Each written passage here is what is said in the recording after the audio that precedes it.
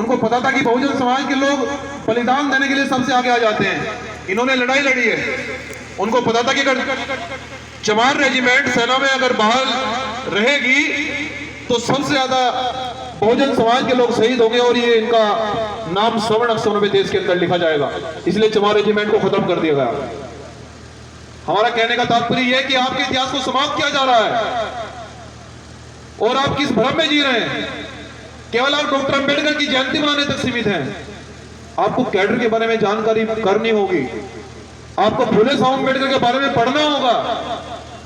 आपको गांव-गांव में शिक्षा का प्रचार करना होगा। आपको गांव-गांव में भीम पाठशालाएं चलानी होगी। भीम आर्मी के नेतृत्व में 1600 पाठशालाएं चल रही है पूरे देश के अंदर।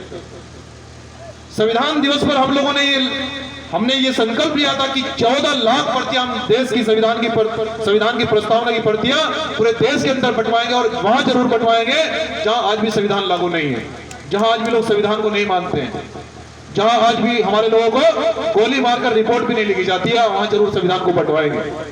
राजस्थान जैसे शहरों में आप जानते हैं कि राजस्थान के सुप्रीम कोर्ट के बाहर आज भी मनु की फोटो लगी है। मनु की फोटो मतलब महिलाओं का घोर अपमान। मनु का मतलब है कि महिलाओं के सारे अधिकार खत्म। बताऊंगा तो मुझे इस मंच से शर्म आएगी। ऐसे शब्द का उच्चारण मनुस्मृति में किया गया है। लेकिन बाबा साहब का, डॉक्टर अंबेडकर का हृदय देखो कि इतने मनुवादी लोगों के बीच में बाबा साहब डॉक्टर अंबेडकर मनुस्मृति की फोटो उस समय जला देते हैं जब बाबा साहब के साथ में न तो समाज था, न उनका कोई सहयोगी था, न उनके पास आर्थिक धन था। उस समय बाबा साहब मनुस्मृति जला देते हैं। किस कारण से? क्योंकि वो पढ़े लिखे इंसान थे, उनके पास शिक्षा थी। अगर वो नहीं पढ़ते तो नहीं लड़ते। और जिस समय उन्होंने मनुस्मृति की बुक को जलाया तो बहुत सारे मनुवादी नेताओं ने कहा कि डॉक्टर अंबेडकर की अब हत्या करा देनी चाहिए। बहुत सारे नेताओं ने यह संकल्प लिया और ये सोचा। तो गांधी जी ने कहा कि तुम शायद नहीं जानते कि डॉक्टर अंबेडकर एक बहुत पढ़े लिखे और वकील है। तुम्हें सुप्रीम कोर्ट में उल्टा लटका देंगे, सबको जेल भिजवा देंगे, भरम में मत रहना। तो इसलिए बाबा साहब की शिक्षा से वो डरे। बाबा साहब ने के ज्ञान से वो डरते थे कि बाबा साहब कब्जे में नहीं आने वाले। इसलिए उन्हें कोई तलवार नहीं उठाई, कोई बंदूक नहीं चलाई। केवल शिक्षा ही उनके पास था। उन्हें पता था कि शिक्षा वो शेरनी का दूध है, जो जितना पिएगा उतना दौड़ेगा। वो लड़े और जीत कर दिखाया। उन्होंने उस मिशन को कामयाब करके दिखाया। लेकिन बहुजन समाज के लोगों उस मिशन को अगर हम लोग आगे नहीं बढ़ा पा रहे हैं तो ये नीला गमछा पहनने कोई फायदा नहीं है। अगर हम लोग गांव-गांव में बाबा साहब डॉक्टर अंबेडकर की विचारधारा को, संविधान को घर में नहीं रख पा रहे हैं।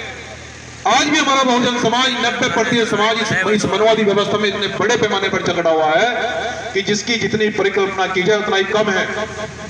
हम जानते हैं कि आज बहुजन समाज हमारा आर्थिक रूप से टूटा हुआ है।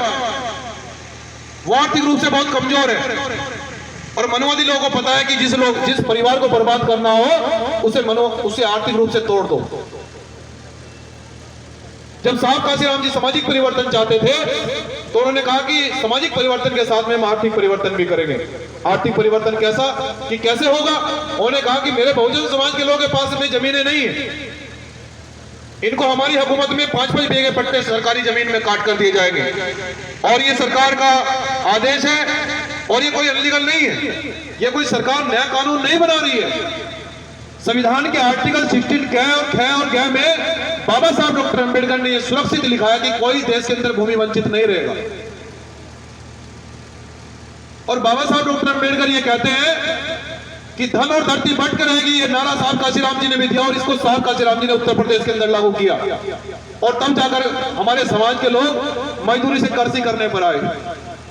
लेकिन जब सरकार गई तो सरकार को पता लगा कि मजदूर लोग किसान हो गए और जब ये किसान हो जाएंगे इनके पास धन होगा और जब इनके पास धन होगा तो इनके बच्चे अच्छे स्कूल में पढ़ेंगे, डीएम कलेक्टर बन जाएंगे तो मनुवादी लोगों की कुर्सी टेढ़ी हो जाएगी।